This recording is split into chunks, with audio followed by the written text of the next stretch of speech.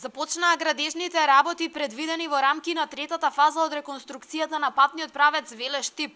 Станува збор за градежни активности кои во предстојниот период ќе се одвиваат на потегот Лозово-Кадрифаково. Во рамки на реконструкцијата на третата делница, според министерот Миле Јанакиевски, со проширувањето ќе бидат избегнати неколку црни точки и ќе се направи целосна нова траса со дозволена брзина на движење од 80 до 100 км на час. Започнуваме со третата, последната делница, од Лозово, преку Зарамзалино до Кадрифаково.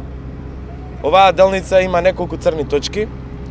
Значајно е тоа што истата е во должина од скоро 11 км, инвестиција од 7,5 милиони евра, значи само последната делница, и ќе се зголеми должината, односно широчината на патот скоро за дупло. Сега е 6,5 метри, а ќе биде 11 метри.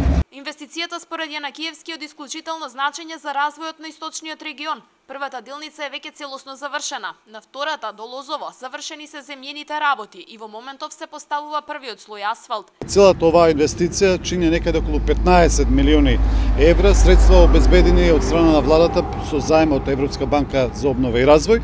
Инаку би додал дека во овој момент во нашата држава, преку јавното претпријатие и ресорното Министерство за транспорт и врски, активни се некаде градби, као што и оваа, некаде околу 55 км кои треба да бидат завршени некаде веќе во 2015 година или вкупна инвестиција од преку 30 милиони евра. Септември 2015 година е рокот кога треба да заврши реконструкцијата на втората фаза, а според анализите на градежната компанија, до крајот на следната година би требало да заврши и третата.